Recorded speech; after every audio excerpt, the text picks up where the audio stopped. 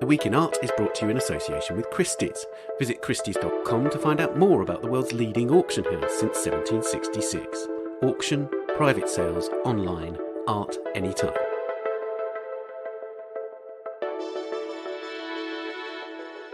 Hello, it's The Week in Art. I'm Ben Luke.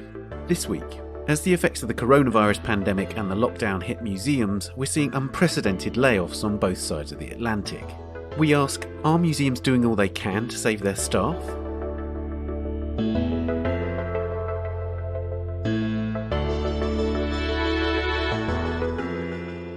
We've already discussed the future of museums after COVID-19 on The Week in Art, but only now is it becoming clear the scale of the financial burden of the pandemic and the effects on the people who work at the museums.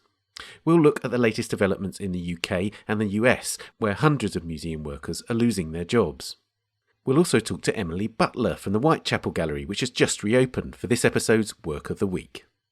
Before we begin, a reminder that you can read the art newspaper anywhere, anytime with our iPhone and iPad app. Visit the App Store, search for the art newspaper, and then you can install the free app. If you're a subscriber, all the app content is available as part of your subscription. Now to museum layoffs. Hannah McGivern is the museums editor at the art newspaper, and she joins me now to discuss the situation at US and UK museums. Hannah, before we talk about layoffs and job losses, can we talk about the financial peril that museums find themselves in? You've had conversations with lots of museum directors recently. Can you give us a sort of idea of the scope of the financial trouble that they're in? So I think it's clear that for any museum that earns a significant portion of its income, so self-generates that income from visitors buying tickets, from spending money in the cafe or buying things in the gift shop, all of that income has been wiped out by the enforced closures, which have obviously dragged on for several months during the lockdown period. So that has been an enormous loss. And we know that many museums don't have huge financial reserves to kind of plug that gap. And in the meantime, they've still got high fixed costs. They've got to run their buildings. They've got to protect their collections. And staff is a big outlay as well. Right. And just so that we can give the listeners a sort of general idea, I mean, obviously museums are all individual institutions. They have particular idiosyncrasies, etc. But it's fair to say that the US and the UK, which we are predominantly focusing on today, do have a particular reliance on money coming in from those sources, right, in a way that some European countries don't. Yes. I mean, the tradition in European countries is for heavily subsidised arts organisations, and that has provided a cushion during this pandemic. Whereas in the UK, we know that over the past decade, there's been a retreat of public funding of the arts. So the government is still subsidising the big national museums, but the proportion that grant in aid makes up of the overall budget has been falling in real terms when you adjust for inflation. And it does vary across the different museums in that category. And then in the US, the situation is even more extreme because obviously there is no tradition of public funding for museums there. So they are heavily reliant on self-generated income, but also on private philanthropy, which has been affected in its own way. And from endowment income as well. Right. We'll come to those in a moment. So we're going to start by talking about the US. The US, as you say, is in an extremely perilous situation precisely because in Europe there is a lot more public funding, even in the UK. Give us a couple of examples of the way that museums have been affected in the US. For instance, the Met is obviously always seen as a kind of standard bearer, the Metropolitan Museum of Art in New York. How has that been affected, for instance? Yeah, the Met came out very quickly, I think it was March or April, with their projections of the shortfall for this fiscal year, which already ended at the end of June and the next one.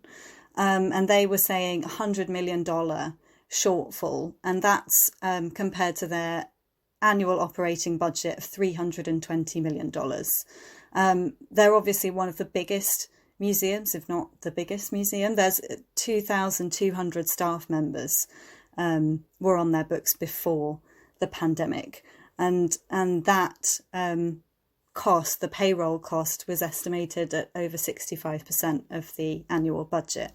So we spoke to Daniel Weiss on the podcast in April, and actually just after we'd had that conversation, then some job losses were announced. Has the Metropolitan Museum said how many jobs are going?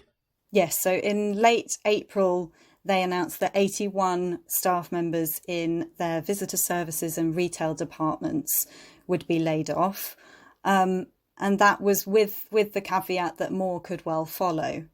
Separately, they were also cutting executive pay. They were freezing new hires, and they were redirecting money that would have gone into programming and acquisitions into operating costs to shore up that deficit. So 81, but with more expected to follow. Now, on the West Coast, the San Francisco Museum of Modern Art, there's been a huge amount in the press about SF MoMA, their problems relating to Black Lives Matter and decolonisation over recent weeks. But they too have been hugely affected by this. What have SF MoMA said? Yes, it's a much higher proportion of staff who've been affected at SF MoMA. So before the lockdown, they had around 500 employees. So it's a much smaller organisation than the Met, but still a large museum. In March, they said 135 on-call workers, so that's freelancers and contractors, would be laid off, with 188 furloughed. So they're kept on staff, but they're not paid salaries after a certain point. So the definition of furlough is different in the US from the UK. Right. So that's, when you add those two numbers together, that's 60% of staff affected in March. They did take a paycheck protection loan from the federal government, which enabled them to pay remaining staff until the 30th of June in full. And they actually cancelled a planned furlough of nearly 150 employees because of that loan. And then in June, they said 55 staff members would be laid off or reduced hours from the end of June. So when you add that June figure with the March figure, we're talking 40% of staff laid off. I mean, those figures are, when you hear 40%, those figures are really shocking, aren't they? I mean, you do get a sense that this is it's a word that's used very much at the moment, but it is genuinely unprecedented, isn't it?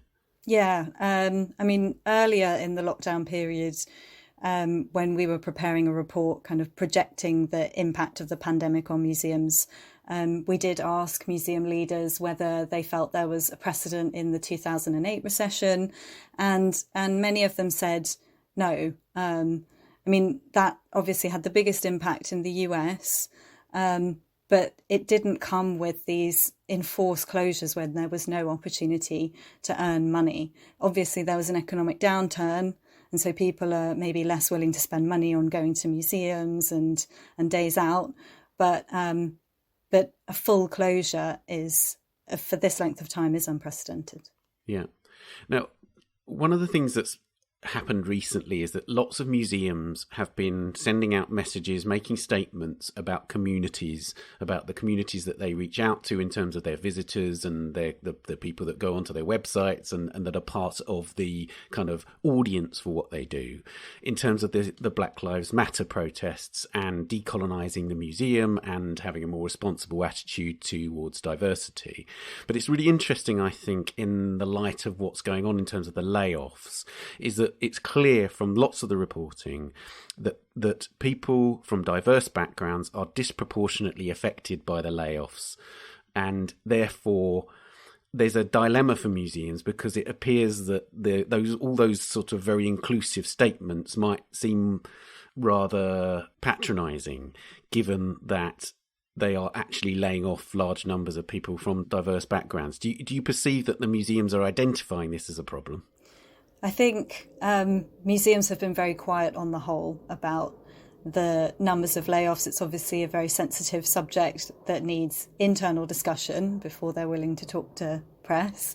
But few have kind of faced up to the fact that there was a need to distribute the layoffs equitably across the organisation. I only saw one case where a museum kind of made a point of saying that they took into account the racial diversity of the layoffs, and that was the Brooklyn Museum, which laid off 29 employees at the end of June. And they said that their decision-making process had been conducted with a commitment to equity, so distributing cuts across departments. And they said that the percentage of BIPOC workers in the organisation actually increased after the cuts. But yeah, I mean, we know the cuts are happening in visitor services and retail departments, and those are the positions that were already more precarious before this pandemic, and larger numbers of diverse employees were concentrated in those departments and were not necessarily in senior leadership positions, which are more secure. Of course, and obviously in that sense, it's a deeply problematic situation, isn't it? Because you have a reasonably undiverse leadership making decisions about a workforce that is much more diverse. And of course, that plays into this whole idea that this is why institutions are having this reckoning about their about decolonising and about the representation within the museums. I think there would always be a tension between small numbers of leadership, people in senior leadership positions that are receiving high executive salaries, making decisions that will affect larger groups of people who are at the kind of bottom rung of the organisation and who feel disempowered.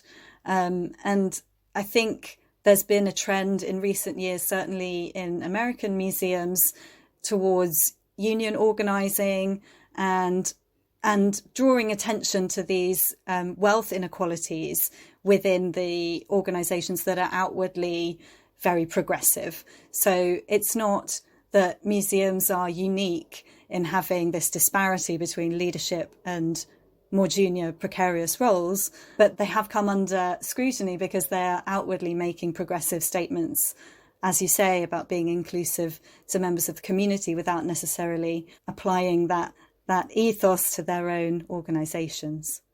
Now, one of the things that we hear a lot about in terms of American museums predominantly is endowments.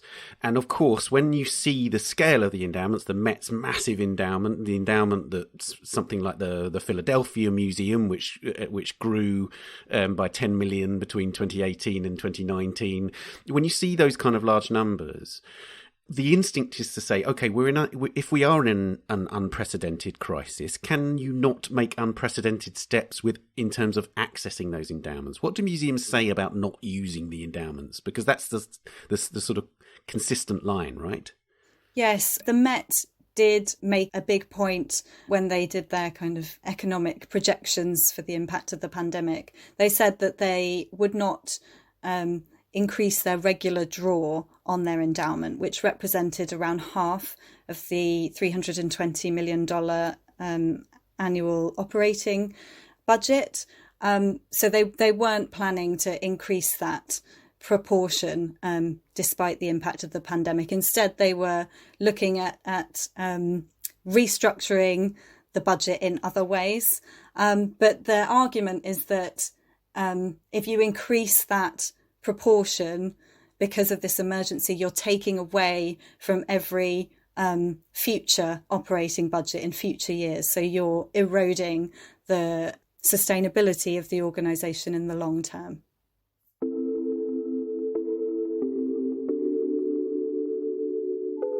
We're now going to hear from our colleague Margaret Carrigan, who's our senior editor in New York. She's been speaking to two people who were employed at the new museum in the city and helped form its union. But at the end of June, they were among the staff at the new museum who lost their jobs in a second round of layoffs. You'll hear more details about the numbers involved in Margaret's interview. She spoke to Dana Kopel, the New Museum Union's unit chair, and Frankie Altamura, one of the union's stewards, about the growing movement for museum workers' rights across the US and whether institutions can care for their workers. Margaret began by asking about the background to the formation of the New Museum Union and connecting to the local so-called 2110, which includes workers from other cultural organisations. She also asked about whether they'd met with any resistance from the new museum. You hear Dana first and then Frankie. Yeah, I mean, In January of 2018, the new museum hosted these workshops on sexual harassment in the art world. It was sort of the height of the Me Too era, and the museum was clearly capitalizing off of that. And these were public workshops, but staff were encouraged to attend, and one of them was basically a lean-in workshop. It was about how to negotiate for a higher salary as a woman in the workplace and how to find mentorship, and was organized by the deputy director, who's technically the head of my department when I was at the museum. And basically everyone in our department had horrible experiences being shut down whenever we tried to negotiate higher salaries. And so we were like, well, this is interesting. And that started smaller conversations about what wasn't working at the museum, how we were being exploited, what we wanted to change, how we might go about doing that. And those conversations started with a handful of people and gradually grew to encompass a lot of staff, initially mostly from the office, but eventually also including art handlers and more front-facing people. And at a certain point, the idea of unionizing had come up a number of times, and most of us didn't really have experience doing that. So we're we should just talk to somebody who knows what the deal is. So I reached out to a friend who put me in touch with Athena, one of the stewards at MoMA, also Local 2110. And a bunch of us ended up meeting with Athena and Maida, who's the president of the local, and a few other people from MoMA who've been involved with the union there. And yeah, immediately after that meeting, we were yeah, this is what we have to do. I think it was really jarring to see this salary scales at MoMA and how much higher they were than our own salaries, which were extremely low. That was a huge issue. Even by sort of contemporary art museum standards, our salaries were super low, and the difference between our salaries and executive salaries is just so vast. Yeah, and maybe just to paint a little bit of a background picture of what it was like for us to work there as staff, we would often go into the elevator, have no idea who else was working with us. There was an extreme sort of siloing of departments. So we, unless you were coming into direct contact with, as a curator, for example, the editor, you were basically friendless. So I like to be the cheeseball here and really say that friendship really was at the foundation and core of our organizing. When Dana says that we were having these meetings, they really started off as lunches together because we had no idea who we were, and we were all sort of interested in the arts, but also we're also interested in coming together to speak about how we were working and maybe how we could work better together. Then from there, we had a really gung-ho person who sort of dropped the term unionizing, and it was pretty quick turnaround for us to get on board with that. And we experienced, I think, with MoMA's local was that unions help other unions, and it was an incredible opportunity to see how the union president, Maida Rosenstein, generously gave her time every week to helping us unionize, and this, for us, at least Dana and I, and most of the organizing committee, bargaining committee, and now delegates and unit chair really took this as a second job in a lot of ways. So we really committed to that, to this idea very early on. There was an enormous amount of resistance from the very beginning. When we filed our petition to unionize, which is what you do with the National Labor Relations Board when you want to call for a vote, we communicated that to Lisa Phillips, the director of the museum, and also to the rest of management, just sort of explaining our rationale behind unionizing and how we saw it being sort of congruent with the museum's mission and the way it was founded by Marcia Tucker in the 70s as sort of a radical space where people could deal with questions of what an institution should do and how it could ethically run. And we were met with a few days of radio silence. I think actually there were a handful of people, managers and such, who thought our email was spam because, I don't know, workers couldn't do this. But then immediately the museum hired this anti-union consulting firm based in Kentucky. They flew one of the consultants in from Chicago, and started having really intense hours-long captive audience meetings with directors, and also with supervisors. And you can't see, but I'm doing air quotes around supervisors because they miscategorized around 10 people as supervisors, and that's a very classic union busting tactic to try to keep more people out of the union and make it weaker. And so I was one of the people that they called a supervisor, even though I had no supervisory responsibility and no power at the museum, which is why I wanted to unionize. I mean, that was really revealing, because then we had a bunch of people who had been involved in the unionization campaign so far, who then got to sit in on these meetings and hear the bullshit that this extremely highly paid consultant was telling people.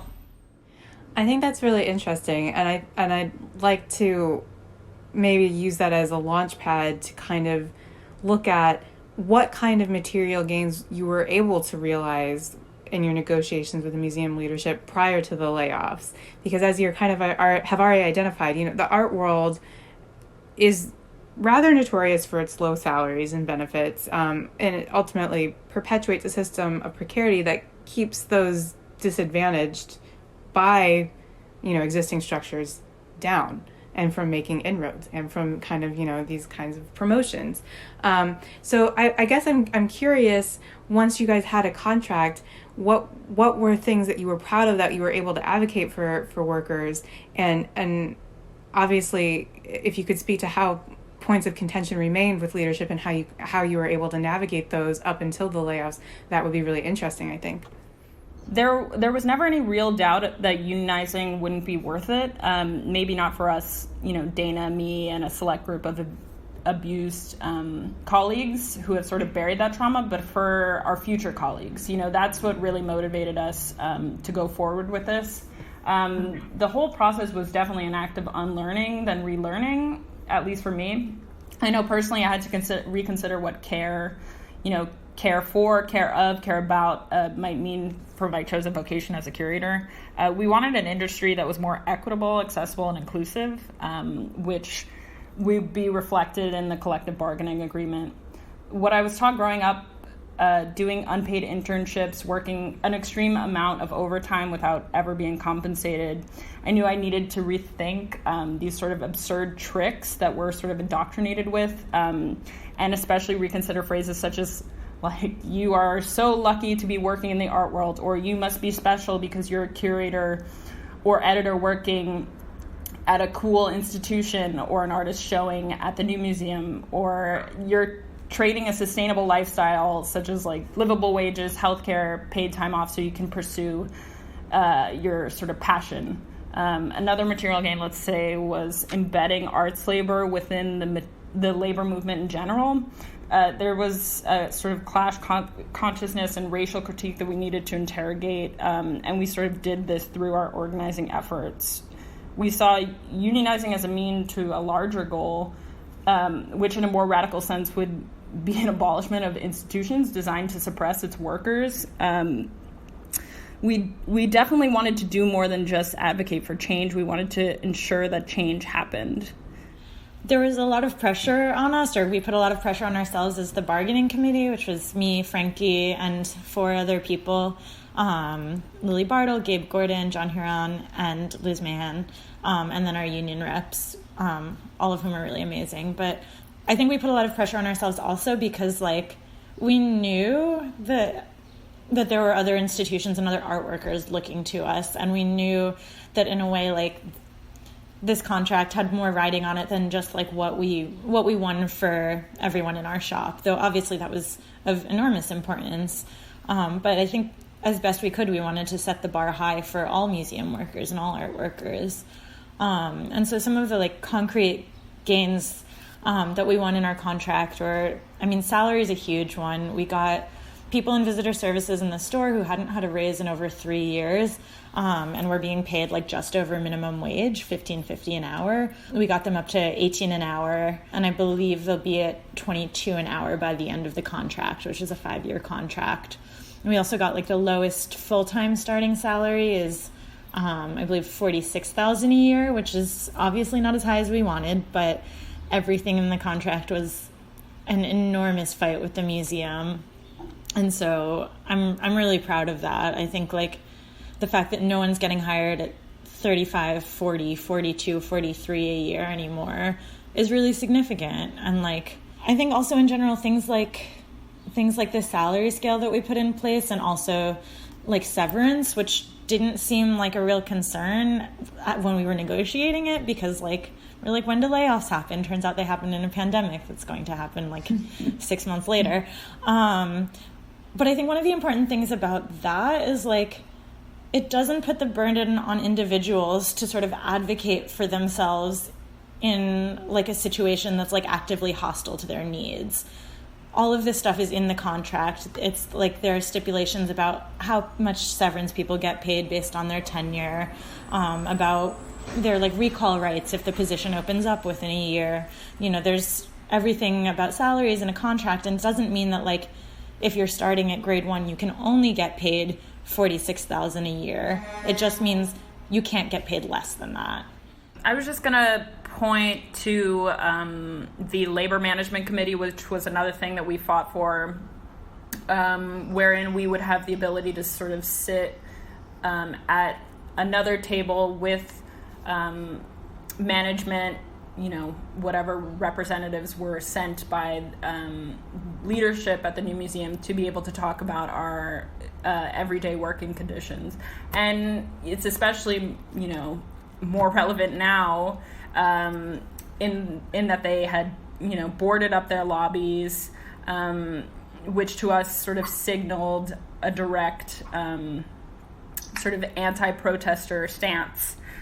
So for us, having in the contract the ability for a labor management committee to meet really means that we can address the sort of white supremacy that's propagated within the museum's walls directly. Yeah, and then I guess one other thing I want to add that maybe gets mentioned a little less, but is like a really important part of the contract is the just cause clause. That means that you can't get fired unless there's a reason. And previously at the museum and in most workplaces in the U.S., they can fire you for whatever they want. And like, I think this was something that was coming up a few weeks or months ago. I have no concept of time anymore, but with like the Supreme Court decision about like queer and trans people's rights in the workplace. And a number of people pointed out like, yeah, like you can't get fired for being queer, for being trans anymore, and that's great, but you can just get fired for something else. You can get fired for not being like a quote-unquote culture fit. And just cause is unbelievably important because it prevents that from happening and gives people like an enormous amount of job security that like most workplaces really try to undermine. Yeah, that's a huge issue in the U.S. Versus somewhere like, you know, the U.K., where there are a lot more worker protections already in place under just general employment law. So that's really great that you were able to advocate for that within the union. But, you know, as you guys already mentioned, when do people get laid off? Well, apparently in a global pandemic. So just to recap for our listeners, you know, in the beginning of April, the new museum director, Lisa Phillips, abruptly announced that the museum was going to lay off or furlough 48 staff members, and 31 of those were members of the union. And then the museum also notified unionized part-time art handlers that their scheduled installation work was canceled until further notice, so that effectively furloughed them as well. So that brought the total number of staff members impacted to 95. And only 5 union members remained on the staff at the end of that round. Then on the morning of June 30th, just as the first round of Paycheck Protection Program loans were coming to an end, management again notified the new museum union of further layoffs, laying off 18 people who had been previously furloughed, 11 of which were union members. So the museum has now effectively laid off every member of the union steward committee and laid off or furloughed every member of your bargaining committee. And you guys, I would presume, don't think that's too much of a coincidence given the kind of resistance you were already met with. So I guess on a broader ideological level, I kind of want to ask, why is that significant? Why does that really deserve attention right now? Because as you said, you were really proud of what the union was able to accomplish, even despite some roadblocks, maybe getting it set up. What does this kind of reflect about the museum industry and what it says about their care for workers? The short version is they have none. The longer version is, I think the new museum, to me at least, clearly used this pandemic as an excuse to break up the union as much as they could. So there's 7 people that are currently on staff that are part of the union right now. They gave us the wrong numbers at first. They've been withholding most information from the union, even though we have a right to it. I think there's like a sense that museums are somehow like more ethical spaces because they like have progressive language around them and show like the work of artists who are engaged with sort of like progressive or leftist causes. And it's bullshit. They're just like every other corporation, and that's increasingly how museums are run. And I think it's clear that like any institution, any company that's going to use a pandemic as a means of just getting rid of people that they don't want around, which also means that these people won't have health care, won't have an income in the middle of a pandemic. It's just deeply cynical and capitalistic, and I think anything that like museums say about their progressive values is like absolute pretense at this point. Certainly it is with the new museum. I'm just thinking about, I actually recently just listened to an eviction defense workshop hosted by AOC Jamal Bowman, Housing Justice for All, where a housing justice activist named Winsome Pendergrass said you always hear landlords say location, location, location. And so for us as organizers, all she could say was organize, organize, organize. So while the arts industry doesn't have something as catchy as this as a slogan, I think normalizing the conversation about organizing will definitely help shape the industry's future. At present, I currently see it as being a totally obliterated industry. I just actually read today also in ArtNet that Hong Kong museums have opened and closed 3 times now because of the crisis. So that's what the U.S. is in for. The sooner that arts workers really see themselves as workers, the sooner we can band together and collectively discuss like more radical changes that we need to build better art worlds. I'm also thinking about these call-out Instagram accounts, as well as which are really detailing sort of brave stories and testimonials of wrongdoings within the museum, as well as open letters and solidarity resignations that are really leading to sort of major institutional shifts and reverberations. So yeah, I just want to pinpoint those because it's very cool to see how we can support these arts workers who are doing this without the loving, support and backing of a union. So yeah, kind of power and solidarity to them. And people are really starting to see the need to get together. I'm afraid I sound really cynical right now. And I think there are a lot of reasons to be cynical. I think like the way the new museum has treated us as the union and as low-paid workers in general has been really deeply dispiriting and deeply frustrating. And I think that's the case at a lot of other museums too. But I think I'm also just like so heartened by how much organizing has been happening among art workers at other museums and other institutions and outside of that, as Frankie was talking about. And I think it's just really amazing to see art workers building power and hopefully making like real sustainable changes.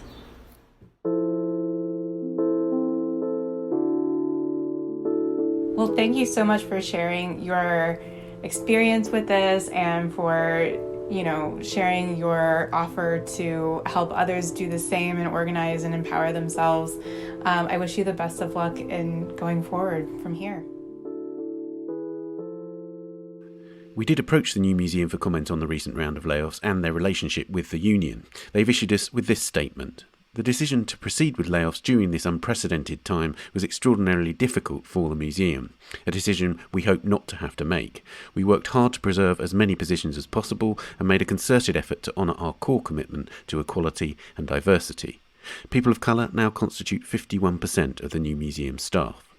Though the museum has been cast by the union as being hostile to it, we were proud to have jointly reached an agreement and CBA in October 2019, when many organisations have yet to do so, and we continue to respect those terms of the CBA. However, disagreement is not disparagement, and further progress will be made through cooperation and exchange.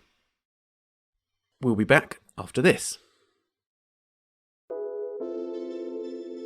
The Week in Art is brought to you in association with Christie's. As collectors and art lovers increasingly look to browse and purchase online, Christie's continues to grow its online-only auction calendar. This July, their offering includes a newly expanded hybrid Classic Week, a series of both live and online sales spanning art from antiquity to the 20th century, from an Egyptian coffin mask to a fine engraving of Dürer's iconic Melancholia I. Remastered, a curated online sale of old master paintings paired with contemporary art, continues the conversation into the 21st century. The refreshed schedule complements Christie's private sales. Bid and buy art at any time and from anywhere. Find out more on christies.com. Welcome back. I'm still here with Hannah McGivern, our museums editor at the Art Newspaper, and now we're going to turn our attention to the UK and Europe, and particularly the UK. Literally today, we have heard that 400 jobs at the South Bank Centre, which is a multiple arts venue. It's the Royal Festival Hall, it's the Queen Elizabeth Hall, so there are performing arts venues, but also it has the Hayward Gallery.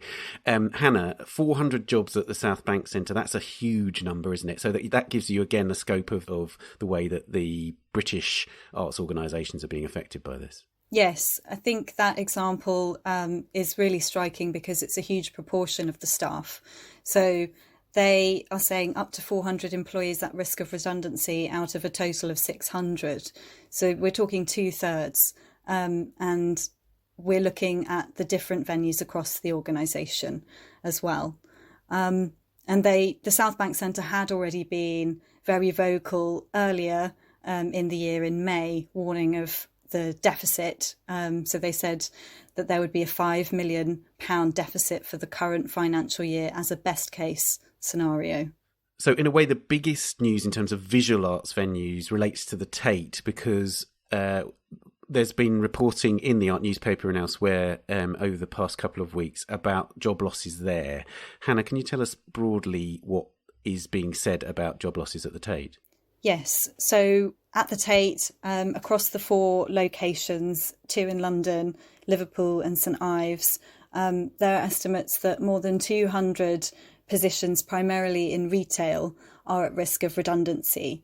But those positions are not part of the Tate as a charitable organisation. They're part of Tate Enterprises, which is a limited company that runs the retail division. It also runs catering, corporate events, and other commercial activities. But it is owned by the Tate. It's a subsidiary that is owned by the Tate.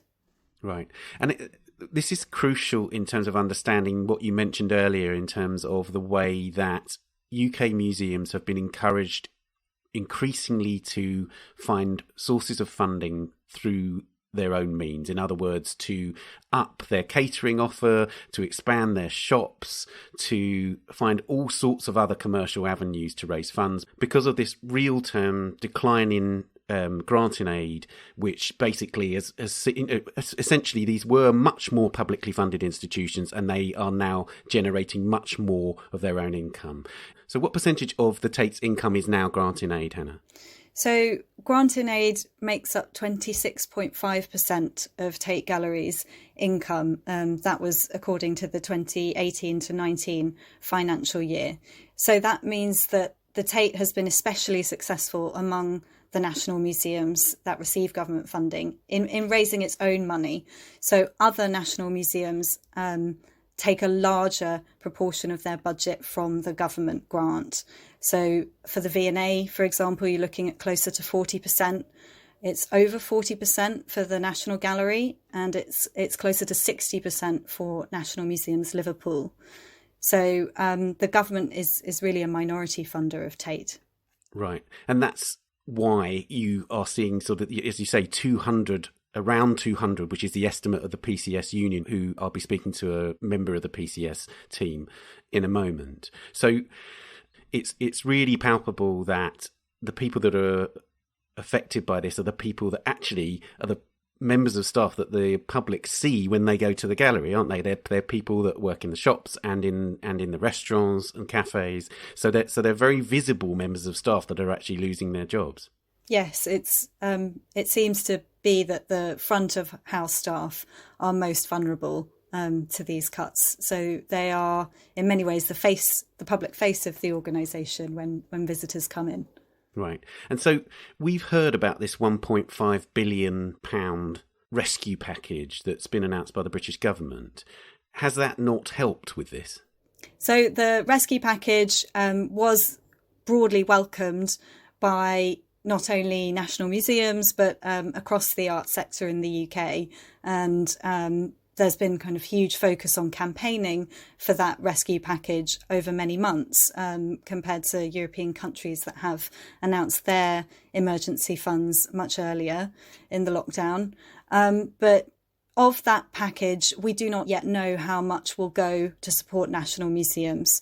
So there was an announcement that 100 million of the 1.5 billion will be targeted support for 15 national museums, British Library, British Film Institute and English Heritage, but we don't yet know the breakdown of that. So our reporter, Martin Bailey, did some calculations and his estimate was that support may only compensate for half of the losses that are being sustained from the closure during lockdown and the anticipation of slow recovery of fewer visitors coming in after reopening at the end of July.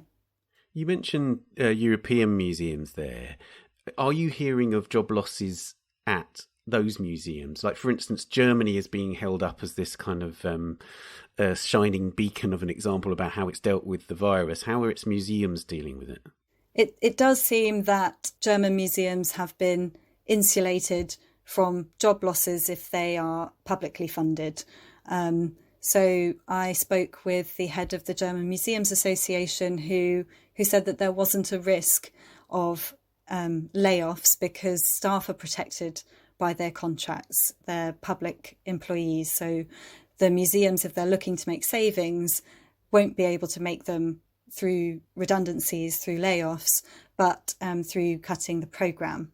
I'm so curious hearing that because obviously we know that there's been lots of announcements in British museums about future programmes over the past couple of weeks, haven't they? You know, we know that Artemisia Gentileschi is opening at the National Gallery, 6 months after it was due to in October. So there's lots of celebration about programmes, lots of forward planning, lots of exciting news being made. And when you say that, it makes me wonder, if German museums are necessarily cutting programmes in order to save jobs, is that not something that British museums can do?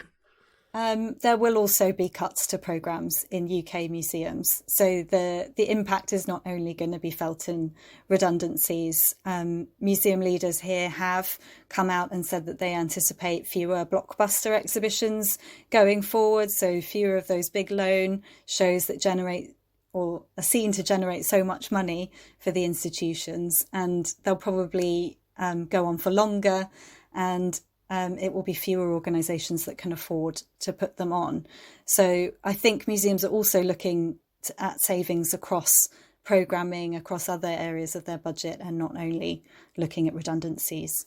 Did the UK government indicate that the money that they were providing to museums as part of this rescue package could be used to pay staff wages, or was it always intended to be used for other means?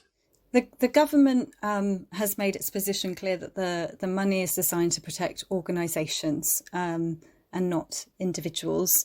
So the Culture Secretary, Oliver Dowden, did tell the BBC, of course we will see further redundancies. Not every job is going to be protected. So it's designed to be a financial lifeline to institutions, but I don't know what conditions there are for institutions and how they use that money.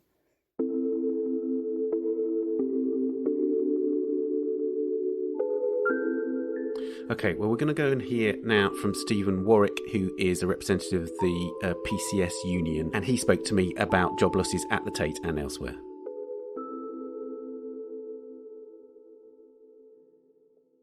Steven, can you tell us what the PCS union is and who you represent? Yeah, so PCS is the Public and Commercial Services Union. We represent members across the civil and public service, predominantly in central government, and we also represent the funded arm's length bodies or NDPBs of government, which includes the museums and galleries that are funded by DCMS. So which museums are included in those groups? Broadly, all of the museums or virtually all of the museums which receive grant in aid funding. So that will be places like the Tate Gallery, the British Museum, the Wallace Collection, the Natural History Museum, the Victoria and Albert Museum. So most of the largest national institutions, the Imperial War Museum, for example. And at the heart of this discussion is the fact that it's a very particular kind of employee at the museums that is particularly vulnerable. Can you give us a flavour of who those people are? Yeah, so I mean, PCS represents anyone in those institutions that wants to join, but at the moment we're seeing that it's actually the kind of retail and catering elements of those organisations that are most at risk. And about a decade ago, when the Conservative government came in and sort of started insisting that additional money was self-generated by museums and galleries rather than them being funded solely through the government's grant in aid payments, lots of the museums and galleries set up their own trading companies, their own for-profit trading companies, which are wholly owned by the organisations, but that trade for profit. And it's those people in those trading companies at the moment who we are seeing at most at risk. And PCS's position is that they should belong to the institution. They're wholly owned. The companies are wholly owned by the organisations, and the organisations themselves must take responsibility for those employees at work. So are you essentially saying that some of these museums are treating your members that are, let's say, working for Tate Enterprises or for the National Gallery Company as if they were arm's length employed by a separate company? Yeah, so their position is that these are, they've set up a for-profit company, and therefore, unless they're generating profit, then the staff are not achieving their function. Our position is that, the shops and restaurants and places inside the galleries and museums are fundamental to people's experience of culture, and taking away their keepsake is absolutely part of the experience of visiting a gallery or museum, and is part of what will inspire young people particularly to taking an interest in those art institutions. So while the galleries and museums seem to be saying, well, they're enterprise contracts, they're retail staff, and therefore they must generate profit, PCS's view is they perform that function for the gallery, but their impact is much more important than somebody that's selling clothes on the high street. I think that's a really important point, isn't it? Because I was asking just a few people before this telephone call, do you perceive any difference between somebody who is working in the Tate shop and somebody who is in the galleries as a visitor assistant? And it's really clear to me that there is you would not perceive a distinction between any of these people, right? So and one group of people is employed by the gallery and the other group of people isn't, in theory. So this is a really crucial question because they are all front of house and they are all representing the organisation, right?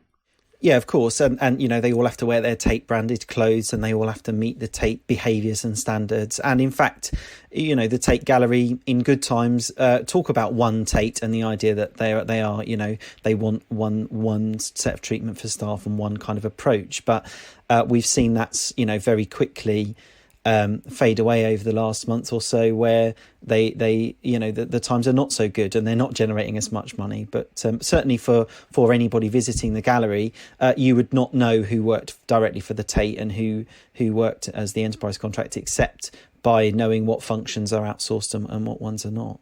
Right. So can you tell me whether your members, when they join these organisations, have any idea that they might be treated differently? I.e., when they're joining the organisations, do they think they are becoming a member of Tate staff?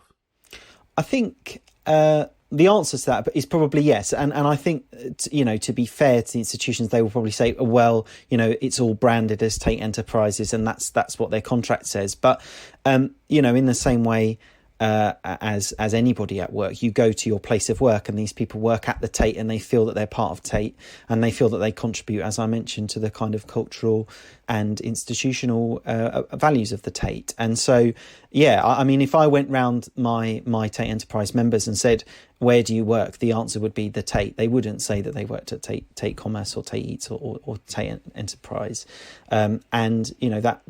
That's really important for them, that they feel part of that group and part of that larger collective. One of the really interesting aspects about this, and I think it's a really important one, is about diversity, because the people that work in the shops and in the restaurants are probably among the most diverse groups of people in the whole museum, and that is a source of pride to the various museums, right? That they have a diverse workforce and that they want to encourage a diverse workforce. And of course they are being disproportionately affected by this issue. So have you had discussions with your members about this issue? And in fact, have you brought this up with the museums that you're working with? Yeah, absolutely. I mean, we part of our comms has gone out to say exactly that, and it isn't just the Tate, but actually across most of the civil service and public owned areas, that outsourced staff tend to be far more diverse than their sort of, if I can use the word, insourced counterparts or core counterparts. And the arts and culture is historically bad in terms of their diversity statistics, particularly for BME. And disabled staff. And, some of that is in terms of the kind of optics of the gallery when people visit. Some of that is actually, improved by the fact that there are far more non-white, BME colleagues that work in the outsourced companies, particularly in Tate Eats, but also across Tate Commerce.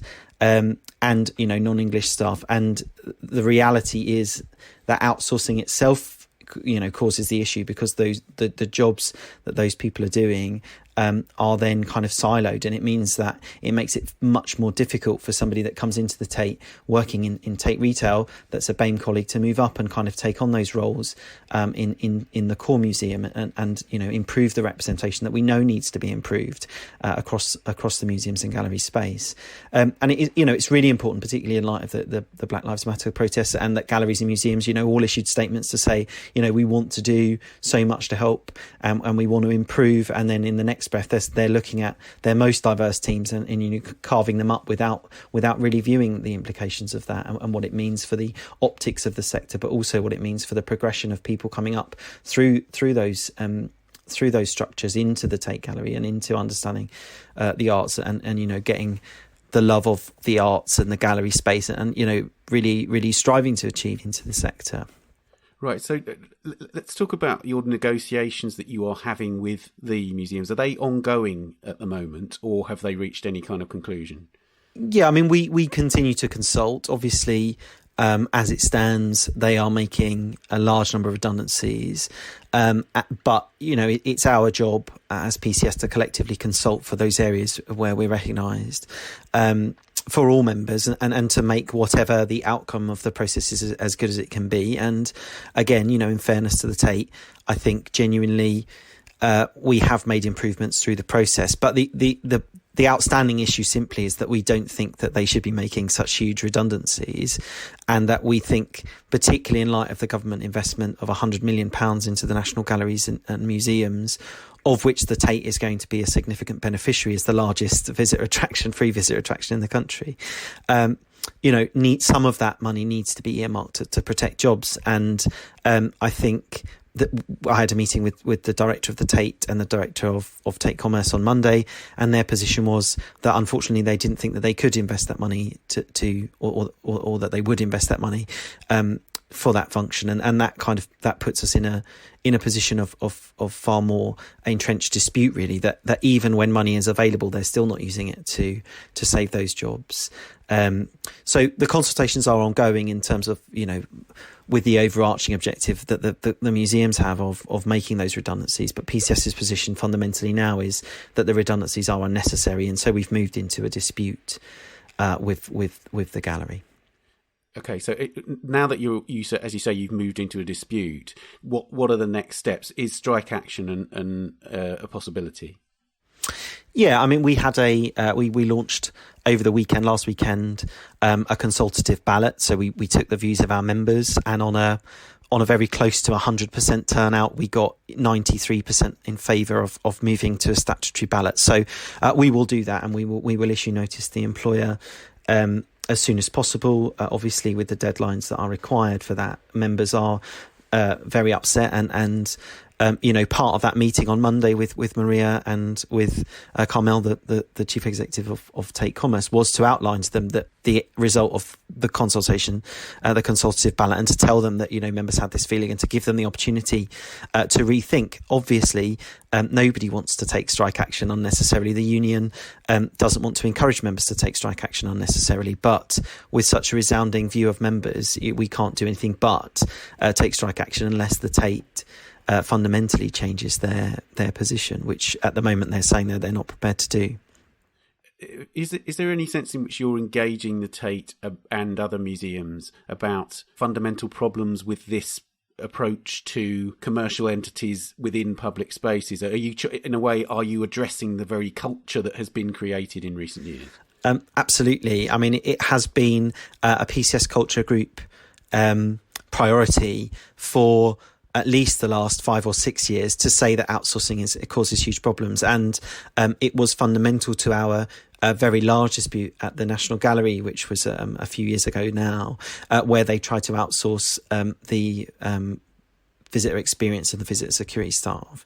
And, we took 111 days of strike action on that very issue because we don't think it's acceptable. And clearly, we knew at the time, and it stands to reason that if you take people out of the galleries and make them a commercial asset, then they're going to be treated in a commercial way. And we fundamentally disagree that should be the case about the publicly owned arts and cultural institutions, which are there for public good, not to generate millions of pounds of revenue. And we have got a very unique model in the UK. There are very few other nations whose nationally funded arts institutions are expected to generate as much money as ours are expected to generate. And that's a view, or a position that the Conservative government took, which was that arts were less important and so should fund themselves and not receive as much government funding anymore.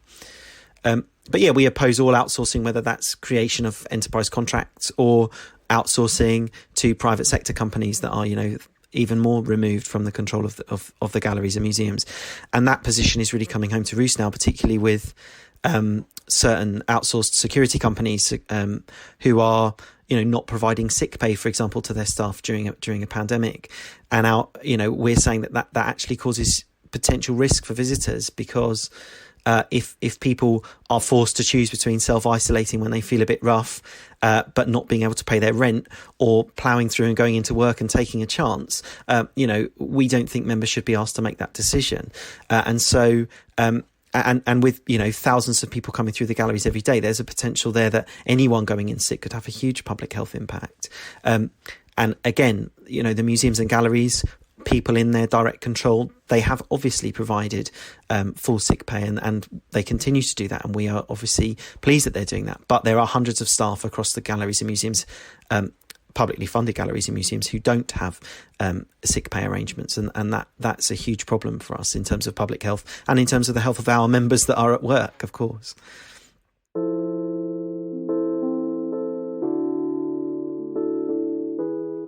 Okay, well, Steven, thanks very much for talking to us today. Thanks very much for your time.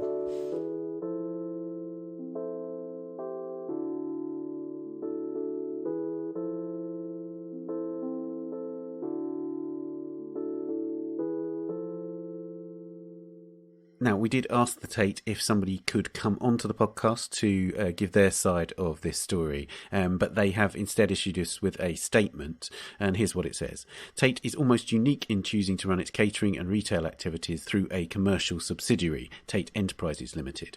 Most museums outsource these activities to other companies. When the galleries reopen, new regulations and social distancing guidelines will impact the ability to operate retail and catering outlets in the same way as before, and there will be an inevitable drop in visitors in the coming months. We in Tate Enterprises Limited are therefore having to make the difficult decisions that many businesses in the hospitality and retail sectors now face, and have begun a collective consultation to restructure the business. Tate Gallery has already allocated £5 million from its reserves to support the business throughout lockdown and this financial year, which has enabled us to top up salaries to 100% and retain staff during this difficult period. In order to reduce losses once the galleries reopen and to resize in line with expected demand in the longer term, we have entered a period of collective consultation with our staff. We are working hard to retain as many of these staff as possible and have modelled as optimistically as we can with a view to ensuring the long-term future of the business. This consultation is across all areas of Tate Enterprises Limited and affects all levels of staff. Our aim is to be as supportive to our colleagues as possible in the circumstances. As the period of collective consultation is ongoing, we cannot give any specifics as we don't yet know the outcomes. The government funding recently announced is welcome news for the museum sector, but we do not expect any of these funds to be allocated to Tate Enterprises Limited, particularly in the light of support already received. And that's from Hamish Anderson and Carmel Allen, who are the directors of Tate Enterprises Limited. So, Hannah, just to conclude, it seems to me that we've talked about the unprecedented nature of all this, but it also seems to me that if we are, as many people predict, going to be with coronavirus for a long time, then museums as we know them are going to have to do some pretty fundamental thinking about how they continue to exist and how they continue to fund themselves and also support their staff. It's a moment of reckoning, isn't it? I think it is. I think there's enormous uncertainty about the future, but also a will to change. Potentially there's room for optimism here. But obviously that hasn't stopped lots of people who work in the sector and feel passionately about the sector losing those positions and potentially having to move into other areas to maintain their livelihoods. So I think that's a real tragedy potentially. And we haven't spoken much in this conversation about freelancers, but obviously many freelancers, creative practitioners have fallen through the cracks of the government support schemes that have existed to protect jobs and support employers. So that's something that organisations are going to have to answer to as well to save the vibrancy of the arts.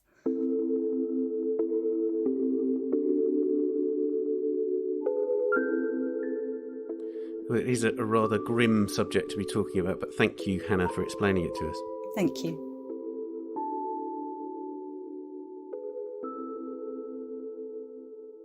And you can read lots more about museum layoffs at theartnewspaper.com.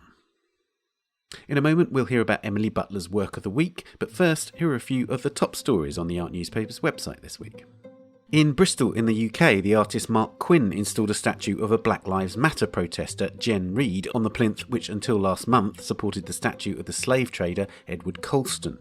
Some have hailed Quinn's gesture, but it's also met with much opposition. In a comment on theartnewspaper.com, the artist Thomas Price writes, "For a white artist to suddenly capitalise on the experiences of black pain by putting themselves forward to replace the statues of white slave owners seems like a clear example of a saviour complex and cannot be the precedent that's set for genuine allyship."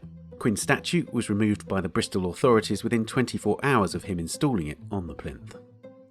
The French cabinet approved a draft law allowing the restitution of 26 looted artefacts to Benin and a historic sword to Senegal, in the first step towards fulfilling the French President Emmanuel Macron's 2017 pledge to return African heritage taken during the colonial era. As Catherine Hickley writes, the law, which compels the authorities to return the artefacts within 1 year, is necessary to bypass a principle of French law under which treasures in public museum collections are deemed inalienable. And finally, the Montreal Museum of Fine Arts Board of Directors terminated the contract of its Director General and Chief Curator, Nathalie Bondiel, based on what it said were disturbing reports from staff about a toxic work environment created by Bondiel. There are reports that Bondil, who has led the museum since 2007, was being sidelined to make way for her presumptive successor, Mary Daly Desmarais, a curator who's related to major patrons of the museum. You can read these stories and much more at theartnewspaper.com or on the app. Now for our work of the week. Emily Butler is a curator at the Whitechapel Gallery in London, which just this week reopened for the first time since lockdown in March. She's chosen to talk about a video by the British-born artist Rhea Storr, Junkanoo Talk, which you can see in full on the Whitechapel Gallery's YouTube channel. There's also a link to the video if you go to theartnewspaper.com, click on the podcast link on the homepage and look for this episode. Okay, Emily, before we get into the work itself, the Whitechapel's just reopened. It must be gratifying to know that people are back in the gallery after 4 months on lockdown. Absolutely, yes. We had a really great turnout on our first reopening day. In fact, I think there was a queue outside the front door just before we opened. And visitors were just absolutely delighted to experience work in the flesh again.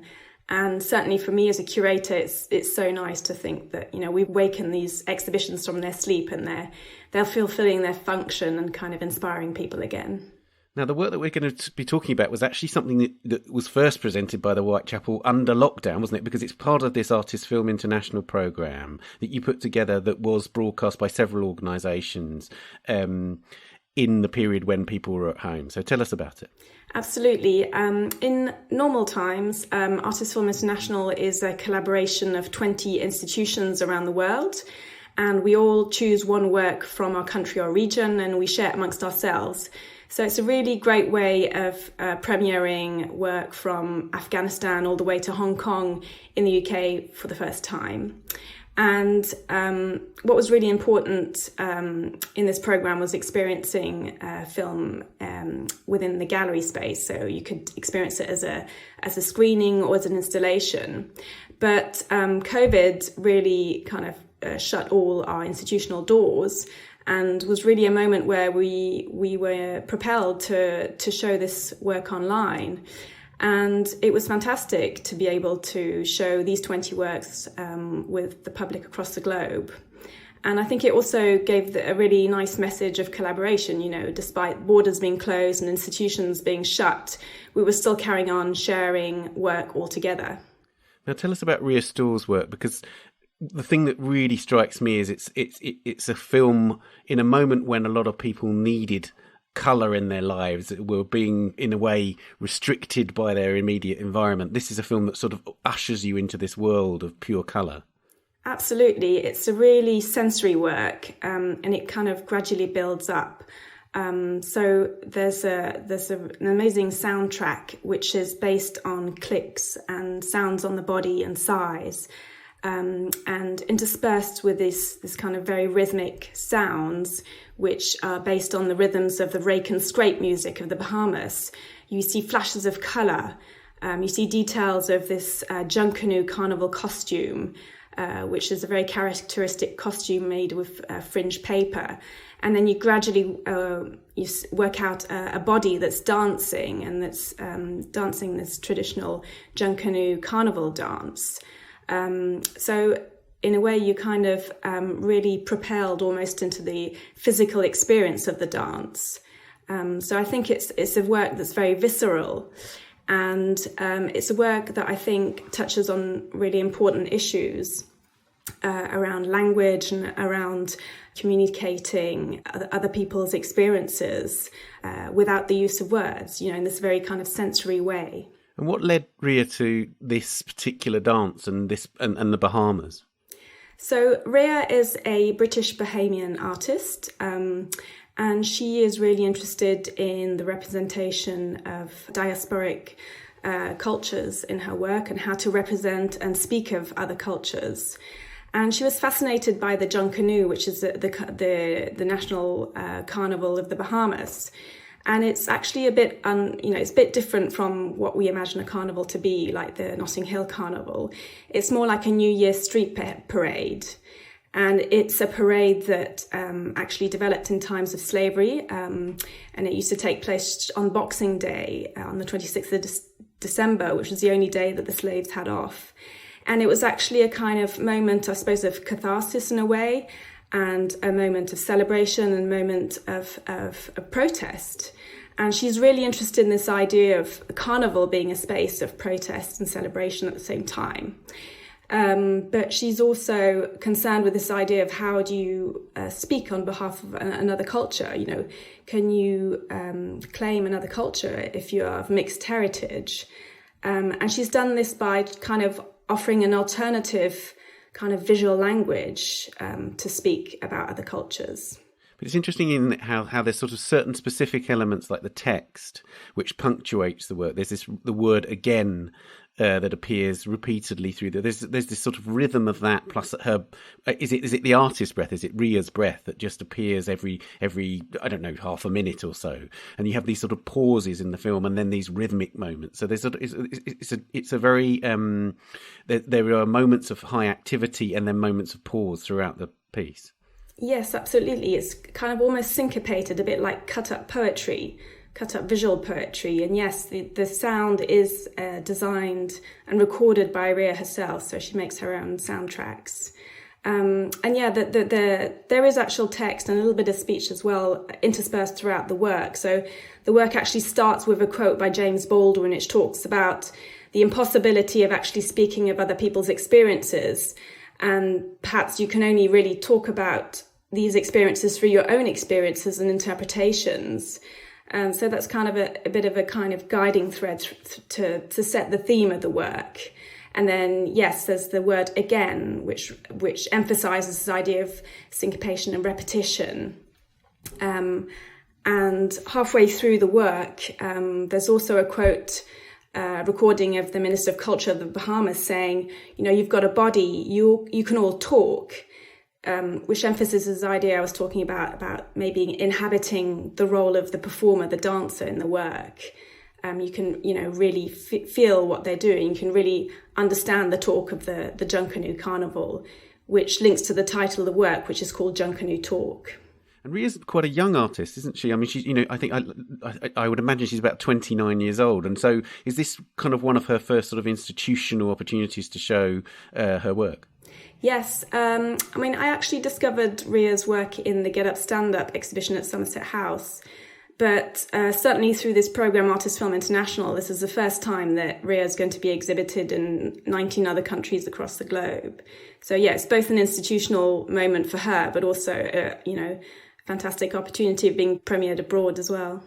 And of course, it has a topicality. It was made in 2017, this film, but of course it has a renewed topicality in relation to the Black Lives Matter protests.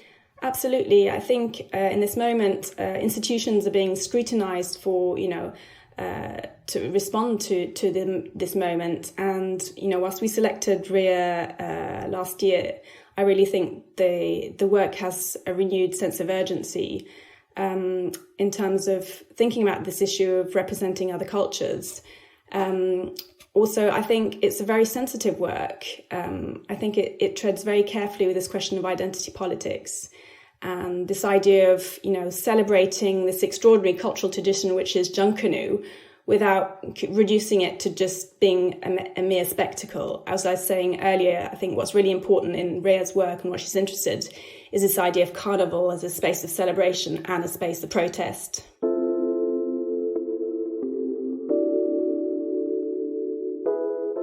Okay, well, Emily, thank you so much for talking to us about it. Great, thank you.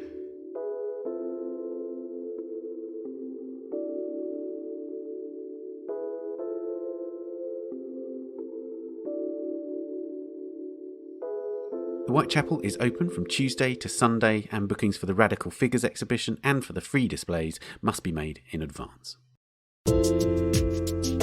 And that's it for this week. Do sign up for the Art Newspaper's free daily newsletter for all the latest stories. Go to theartnewspaper.com and the newsletter link is at the top right of the page.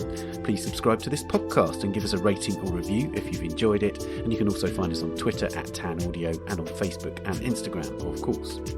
The producers of The Week in Art are Julia Michalska, Amy Dawson and David Clack, and David's also the editor.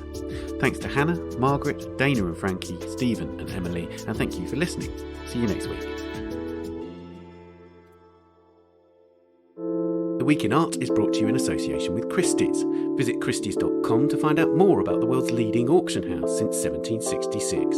auction, private sales, online, art anytime.